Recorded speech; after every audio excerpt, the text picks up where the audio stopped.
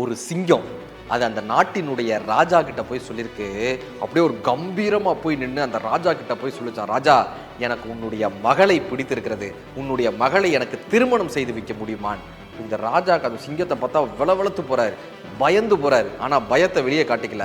அந்த ராஜா சொல்றாரு, என்னுடைய பொண்ணு ரொம்ப மென்மையானவ, ஆனா உன்னுடைய நகங்கள்லாம் இவ்வளவு கூர்மையா இருக்கு, உன்னுடைய நகங்கள் என் பெண்ணை காயப்படுத்திடாதான். உடனே சிங்கம் பக்கத்தில் இருக்கக்கூடிய பாறையில தன்னுடைய நகங்கள் எல்லாம் அடிச்சு அடிச்சு அத்தனை நகங்களையும் உடைச்சிருக்கு.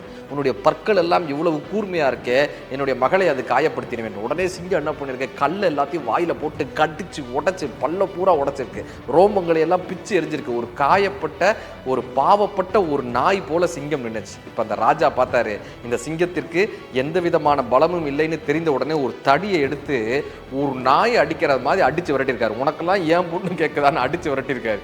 பின்புதான் அந்த சிங்கத்திற்கு புரிந்ததான், நம் பலம்தான் நம்முடைய மரியாதைன்னு அந்த சிங்கத்திற்கு புரிஞ்சிருக்கு.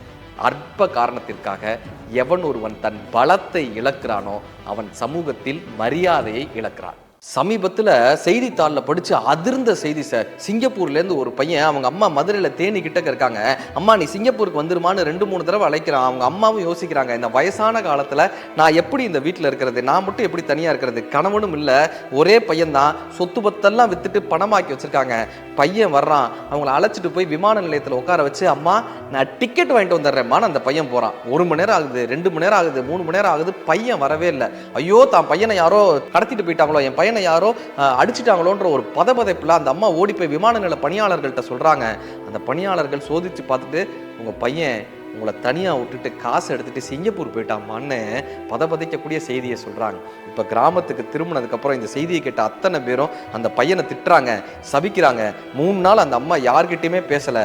4ஆவது நாள் அந்த கிராமத்தில் இருக்கக்கூடிய அத்தனை பேரையும் கையை கூப்பி சொன்னாங்களாம், என் பையன் பண்ணது தப்பாகவே இருக்கட்டுங்க, ஆனால் என் பையனை சபிச்சிடாதீங்க. கடல் கடந்து கண்காணாத தேசத்தில் யாரும் இல்லாமல் இருக்கான், ஏதோ ஒரு பண தேவை, அவன் என்னை ஏமாத்தாமல் வேற யாரை ஏமாற்ற முடியும், அவனை சபிச்சிடாதீங்க, எங்கே இருந்தாலும் என் பையன் நல்லா இருக்கட்டும்னு சொல்லக்கூடிய மிகப்பெரிய உள்ளம் இந்த தாயினுடைய உள்ளமாக தாங்க இருக்க முடியும். வயிற்றில் எத்தினால் மட்டுமல்ல, நெஞ்சில் உதைத்தாலும் கூட அதை பொறுத்து கொள்ளக்கூடிய குணம் இந்த தாயின் குணம். பசுந்தங்கம், புதுவெள்ளி, மாணிக்கம், மணிவேரம் இவையெல்லாம் ஒரு தாய்க்கு ஈடாகுமா?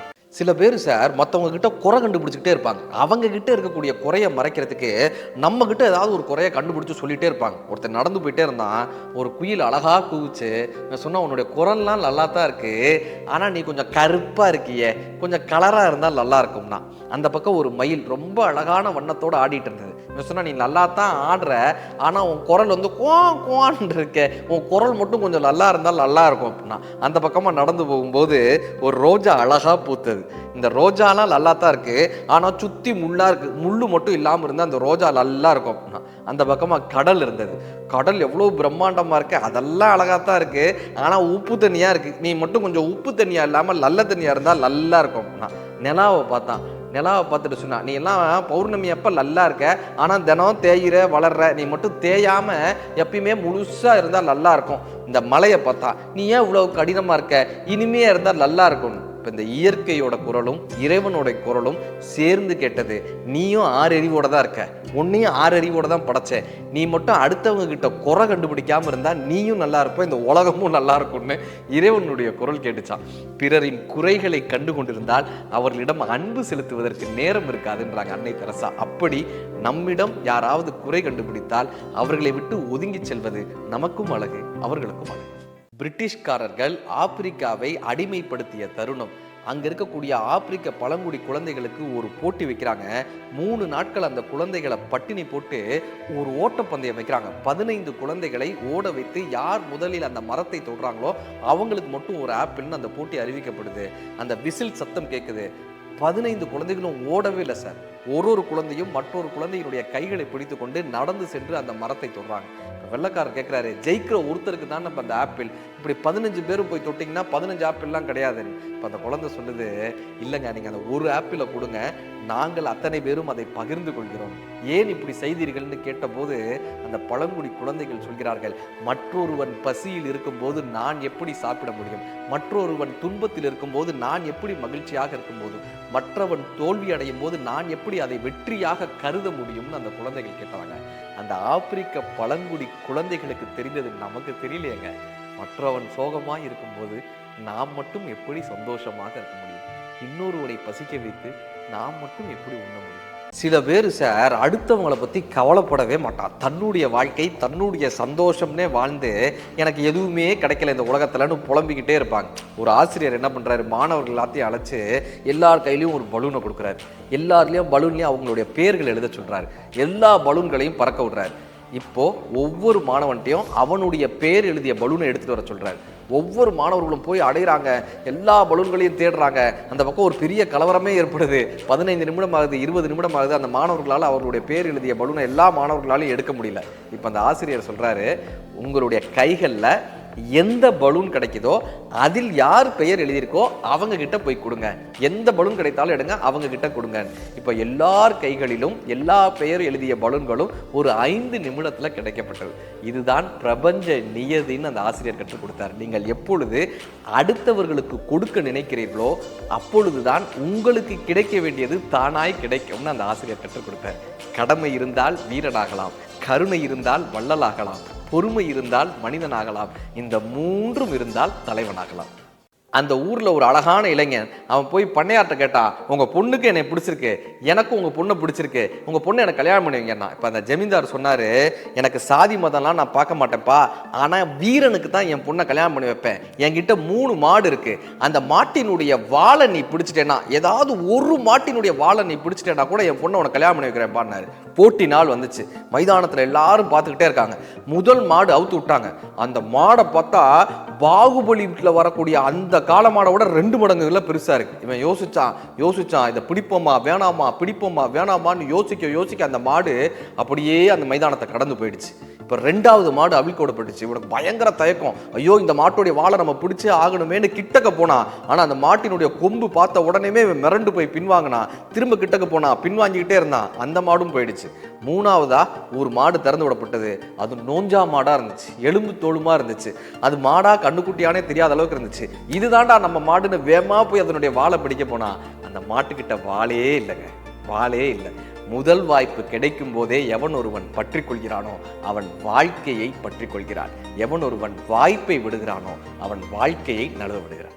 ஒரு சலவை தொழிலாளி ஒரு நாயும் வளர்த்தாரு, ஒரு கழுதையும் வளர்த்தாரு. 2க்குமே சரியா சாப்பாடு போடவே மாட்டார். ஒரு நாள் அந்த சலவை தொழிலாளி வீட்டுக்கு ஒரு திருட வந்தான். இந்த நாய் யோசிச்சு, இவன் தான் எனக்கு சரியா சாப்பாடும் போட மாட்டான், என்னை சரியா பார்த்துக்க மாட்டான், இவனுக்காக நான் ஏன் விசுவாசமா இருக்கணும், நான் ஏன் கத்தி அந்த திருட வந்திருக்கான்னு காட்டி கொடுக்கணும்னு நாய் நிம்மதியா தூங்குச்சு. இப்போ இந்த கழுதை யோசிச்சு, நாய் தான் கத்தலை, திருட வந்த விஷயத்த நாம கத்தினா என்ன, நாயோடைய வேலையும் சேர்த்து நாம பார்த்தோம்னா நம்ம முதலாளி நம்ம மேல ரொம்ப அன்பு கொண்டு நமக்கு இன்க்ரிமெண்ட் போடுவாரு. நாயை வேலையை விட்டு துரத்திட்டு நமக்கே இன்க்ரிமெண்ட் கூட கொஞ்சம் சாப்பாடு போட்டு நம்மளை நல்லா பார்த்து பாருன்னு நினச்சிக்கிட்ட கழுதை ஏன்னு கத்த அந்த திருடன் ஓடி போயிட்டான். இப்போ அந்த முதலாளி வந்தார். நாய் நிம்மதியாக தூங்கிட்டு இருந்துச்சு, கழுதை கத்திக்கிட்டே இருந்துச்சு. இப்போ இந்த முதலாளி நினைச்சார், சும்மா இந்த கழுதை கத்துது, தேவையில்லாமல் நம்ம தூக்கத்தை கெடுத்திருக்குன்னு ஒரு கம்பை எடுத்து கழுதையை அடின்னு அடித்து நையை புடச்சி விட்டார்.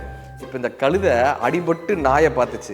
இந்த நாய் ஒரு பக்கம் தலையை தூக்கி, இப்போ தெரியுதா அப்படின்ட்டு திரும்ப நாய் தூங்கிருச்சு. சில கழுதைகள் தன்னுடைய வேலையை விட்டுவிட்டு அடுத்தவர் வேலையை பார்த்தால் பாராட்டு கிடைக்கும் என்று நினைக்கிறது. அடுத்தவர் வேலையை பார்க்கும் கழுதைகளுக்கு பாராட்டு கிடைக்காது, அடிதான் கிடைக்கும். அந்த பையன் ஒரு ஃபுட்பால் பிளேயரு, ரொம்ப சுமாராக தான் விளாடுவான். அவனை டீம்லேயே சப்ஸ்டியூட் பிளேயராக தான் வச்சுருந்துருப்பாங்க. ஒரு வாரமாக அவன் எந்த மேட்சுக்குமே வரவே இல்லை.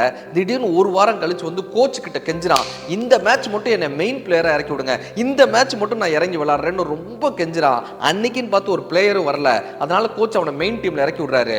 எல்லாரும் ஆச்சரியப்படுற வகையில் அவன் காலில் இருந்து பந்தை மற்றவங்களால வாங்கவே முடியல. எதிரணியினர்லாம் ஆச்சரியப்பட்டு போகிறாங்க. அன்னைக்கு அவன் 7 கோல் கண்டினியூஸாக 7 கோல் அடிச்சு man of the match award வாங்குறான். இப்போ கோச் கூப்பிட்டு கேட்குறாரு, எப்பயுமே நீ இப்படி விளையாண்டதே இல்லையப்பா, இன்னைக்கு மட்டும் என்ன அபாரமாக விளையாண்டியே, என்ன காரணம்னு. அவன் சிரிச்சுக்கிட்டே சொல்கிறான், எப்போ நான் வந்து மேட்ச் விளையாட வந்தாலும் எங்கள் அப்பா என் கூடயே வருவார், எங்கள் அப்பாவுக்கு கண்ணு தெரியாது, அவருக்கு தான் பார்வை இல்லையேன்னு நான் ரொம்ப சுமாராக தான் விளையாடுவேன். எங்கள் அப்பா ஒரு ஃபுட்பால் பிளேயரு, அதனால தான் என்னையும் ஒரு ஃபுட்பால் பிளேயர் அவர் பார்க்கணுன்னு ஆசைப்பட்டாரு. நான் அவருக்கு பார்வை இல்லைன்னு சுமாராக விளையாடுவேன். போன வாரம் எங்கள் அப்பா இறந்து போயிட்டாரு. அவர் இப்ப இந்த மேட்ச் பார்க்கறதுக்கு கண்டிப்பா ஆடியன்ஸ்ல ஒருத்தரா வந்து அமர்ந்திருப்பாரு. மேல இருந்து நான் விளையாடக்கூடிய இந்த விளையாட்டை பார்ப்பாருன்னு எனக்கு தோணுச்சு. அதனால எங்க அப்பா சந்தோஷப்படுற அளவுல 7 கோல் அடிச்ச அத்தனை பேரும் கை தட்டுற போது எங்க அப்பாவினுடைய ஆத்மா சாந்தி அடைஞ்சிரும்ல, அதுக்காக தாங்க இந்த மேட்சை போய் விளையாண்டேன்.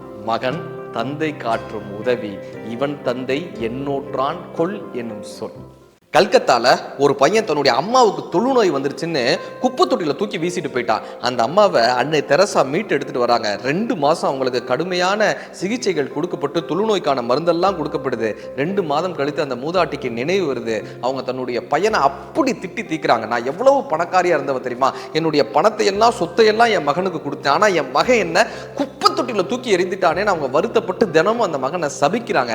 தெரசா அன்னையை வணங்கி, மதர் உங்களுக்கு நான் ஏதாவது கொடுக்கணும்னு ஆசைப்படுறேன், உங்களுக்கு நான் என்ன கொடுக்கணும்னு கேட்குறாங்க. அன்னை தெரசாவினுடைய வார்த்தை என்ன தெரியுமா, நீ எனக்கு ஏதாவது கொடுக்க வேண்டும் என்று நினைத்தால் உன்னுடைய மகனை மன்னித்து விடுன்னு சொல்றாங்க. அது எப்படி அவனை மன்னிக்க முடியும், அவன் என்ன குப்பை தொட்டியில தூக்கி எறிஞ்சவன்னு அவங்களுக்கு அந்த கோபமும் ஆற்றாமையும் அவன் மீது இருந்து கொண்டே இருக்கு. 2 வருஷம் ஆகுது, அவங்களுடைய நோய் முற்றி அவங்க இறக்கக்கூடிய மரண தருவாய் வருது.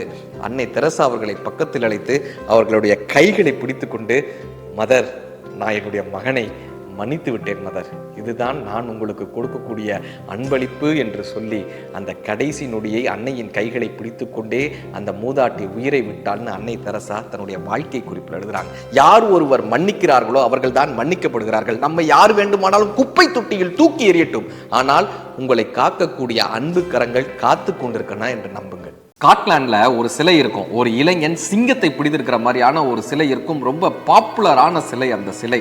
அங்கே ஒரு வித்தியாசமான ஒரு விளையாட்டு, 3 நாட்கள் ஒரு சிங்கத்தை பட்டினி போட்டு அந்த சிங்கத்தினுடைய கூண்டை திறந்து விடுவாங்க. ஒரு அடிமை வீரன் கையில் ஒரே ஒரு ஆயுதத்தை மட்டும் கொடுத்து அந்த சிங்கத்தோடு சண்டையிட சொல்வார்கள். யார் ஜெயிக்கிறார்கள்னு பார்க்கறதுக்கு அந்த நாடே குழுமி உட்கார்ந்துருப்பாங்க. ராஜாலிருந்து மக்கள்லேருந்து எல்லோரும் ஆர்ப்பரிப்பாங்க. இந்த சிங்கத்தினுடைய கூண்டு திறக்கப்படுது, பசியோடு இருக்கக்கூடிய சிங்கம் பாய்ந்து வருது. ஆனால் அந்த அடிமை வீரனை பார்த்த பின்பு அந்த சிங்கம் அவன் கால்களை போய் நக்குது. எல்லாரும் பார்க்கறாங்க, என்னடா ஒரு சிங்கம் நாயை போல காலை நக்குகிறதுன்னு.